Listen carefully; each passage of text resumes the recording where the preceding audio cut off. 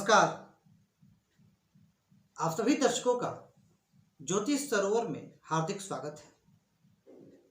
अपनी आज की वीडियो में हम चर्चा करने वाले हैं वृषभ राशि के वार्षिक राशिफल के बारे में, अर्थात वर्ष 2022 वृषभ राशि के लिए कैसा रहने वाला है, क्या कुछ प्राप्त होगा वृषभ राशि के लोगों को वर्ष 2022 में। और हमेशा की तरह हमारे आज के भी इस वीडियो में एक दर्शक के प्रश्न का उत्तर दिया जाएगा।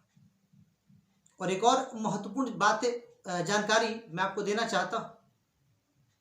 देखिए, आप लोग के जब कमेंट आते हैं उससे मुझे ये एहसास हुआ कि आप लोगों में से कुछ लोग वाकई ज्योतिष शास्त्र में बहुत दिलचस्पी रखते हैं, ज्योतिष शास्त्र सीखना चाहते हैं, समझना चाहते हैं। तो मेरे मन में विचार आया क्यों न एक और चैनल प्रारंभ किया जाए जिसमें मैं बिल्कुल बेसिक से आप लोगों के साथ जानकारी साझा करूं। तो मैंने एक चैनल प्रारंभ किया है एस्ट्रोलॉजर डॉक्टर रवि राय के नाम से। वहां आप जुड़ सकते हैं और ज्योतिष की बेसिक जानकारी को सीख सकते हैं।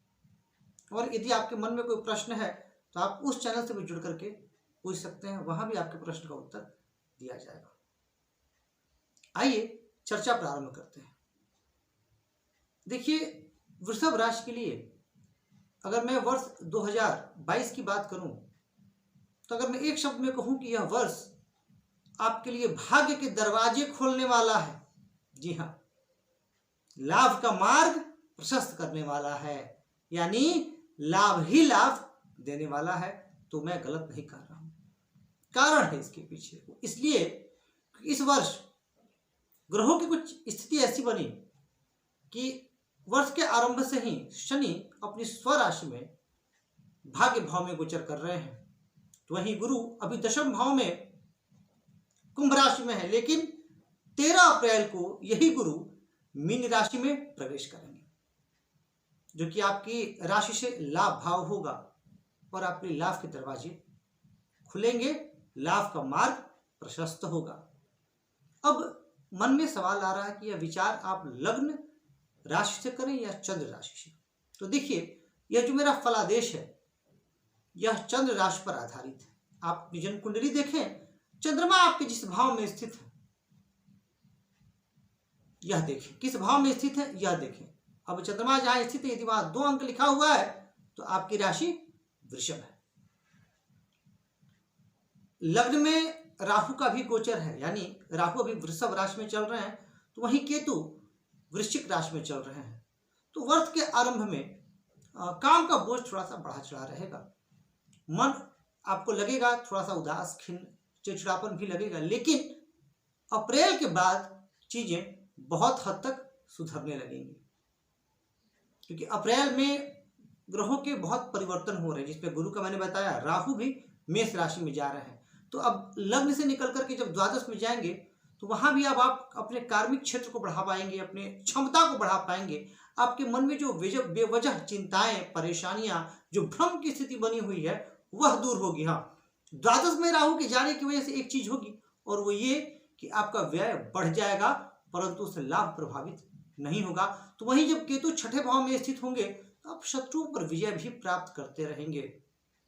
यह समय जो लोग प्रमोशन की इच्छा रख रहे थे, समय आ गया है प्रमोशन का, आपकी पदोन्नति होगी, नौकरी में तरक्की होगी, आप सफलता की ऊंचाई तय करने वाले हैं, ऊंचाइयों पर पहुंचने वाले हैं। जी हाँ, विद्यार्थी वर्ग के लिए भी अच्छी खबर है। विद्यार्थी वर्ग, क्योंकि वर्ष के प्रारंभ से ही गुरु की दृष्टि आपके चतुर्थ भाव पे है, जो कि शिक्षा का भाव है, और उसका बृहस्पति की दृष्टि पंचम भाव पे आएगी, जो कि आपकी बुद्धि का भाव है।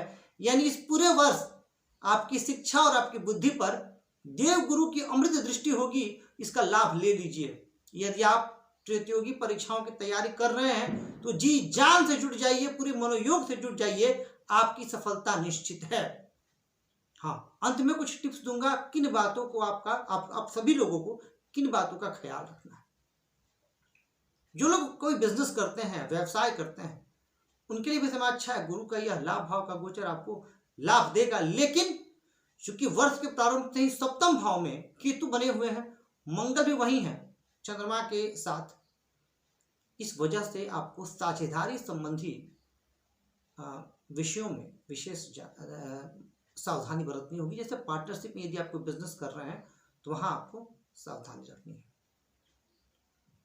यदि बात मैं करूं जो लोग शादीशुदा हैं उनके जीवन की, तो वहां पर थोड़ी सी परेशानी वर्ष के प्रारंभ में दिख रही है। यदि आपका जन्म कुंडली से दशा से महादशा से समय अनुकूल नहीं चल रहा है तो आपको अप्रैल तक सामंजस्य स्थापित करने की पूरी कोशिश करनी चाहिए, क्योंकि वहाँ केतु हैं। केतु आपको वैवाहिक जीवन में परेशानियां दे सकते हैं। लेकिन जैसे ही केतु का राशि परिवर्तन होगा और गुरु की दृष्टि जब एकादश भाव से जो नवम दृष्टि सप्तम भाव पे आएगी तो आपकी वो समस्याएं भी दूर होंगी। जो लोग अविवाहित हैं और वो उनकी इच्छा है कि उनकी शादी हो, चाहे वो स्त्री हो या पुरुष, यदि उनकी राशि वृषभ है तो उनके लिए अच्छी खबर है। इस वर्ष आपके विवाह के योग बनते हुए दिख रहे हैं, क्योंकि गुरु की दृष्टि सप्तम भाव पर आपको विवाह बंधन में बांधेगी। जो लोग संतान सुख से वंचित हैं उनके लिए भी अच्छी खबर है। उनके संतान सुख का मार्ग प्रशस्त होता दिख रहा है, क्योंकि बृहस्पति की पंचम पे दृष्टि आपको संतान सुख भी देगी। यानी अगर मैं देखूं तो अधिकतर अच्छी बातें, अच्छी चीजें इस वर्ष वृषभ राशि वाले व्यक्तियों के साथ होती हुई दिखाई दे रही हैं। अब कहां कहां ध्यान रखना है, क्या क्या सावधानियां हैं, क्या नकारात्मक पहलू है इस राशि परिवर्तन का। क्योंकि देखिए सिक्के के दो पहलू होते हैं, उसी तरीके से जब राशि परिवर्तन होता है तो किसी एक राशि के लिए सब कुछ अच्छा नहीं होता। ये प्रैक्टिकल चीज है, हम इसको मानना चाहिए। आपके साथ भी कुछ निगेटिविटी बनी रहेगी, जैसे आपको हेल्थ से संबंधित समस्याएं बनी रहेंगी, क्योंकि वर्ष के प्रारंभ से ही शुक्र का जो गोचर है वो अष्टम भाव में आपको स्वास्थ्य संबंधित दिक्कतें देगा। उससे आपको बचना है। बेवजह के क्रोध से बचना है। क्रोध भी आपको इस वक्त ज्यादा आ सकता है। आपको कुछ भ्रम की समस्या हो सकती है, किसी पर बेवजह शक हो सकता है वर्ष के आरंभ से, और उस शक की वजह से आप अपने रिश्ते को खराब कर सकते हैं। तो उस स्थिति से भी आपको बचना है।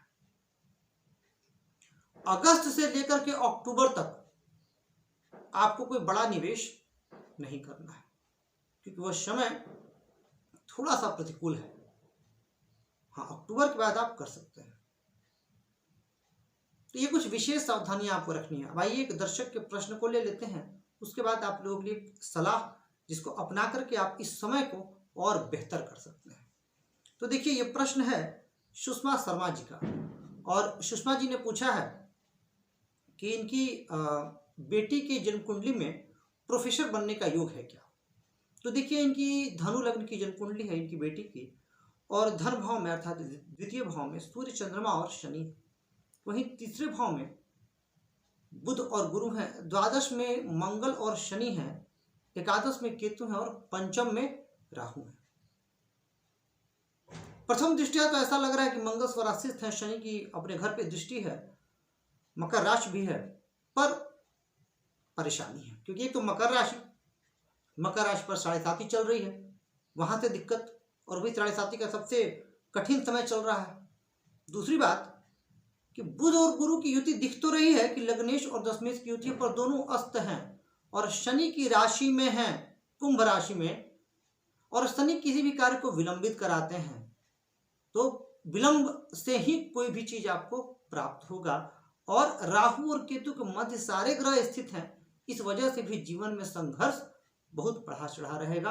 और शुक्र भी जो कि लाभ भाव के स्वामी है वो भी अस्त हैं, यानी अधिकतर शुक्र आपकी जन्म कुंडली में अस्त स्थिति में है। इनके निवारण, इनका उपाय आवश्यक है। उसके बाद आप विलंब से प्रोफेसर बन सकते हैं, परंतु काफी प्रयास के बाद और बहुत ज्यादा मेहनत के बाद।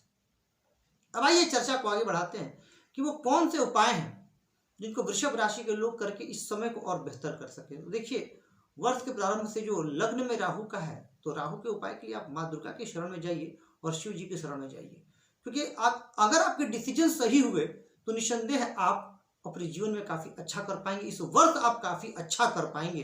तो डिसीजन को सही करने के लिए माँ दुर्गा, गणेश जी और शिव जी की शरण में जाइए, आपका कल्याण होगा। और एक और विशेष बात, इस पूरे वर्ष आपको अपने दाम्पत्य जीवन का विशेष ख्याल रखना है। जो लोग शादीशुदा हैं क्योंकि इस वर्ष मुझे परेशानियां दिख रही हैं।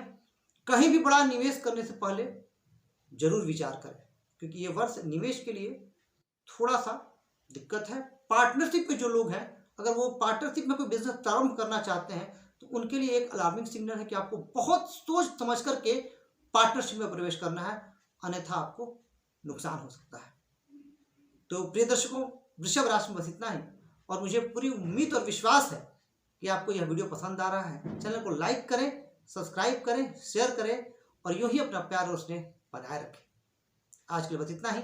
धन्यवाद।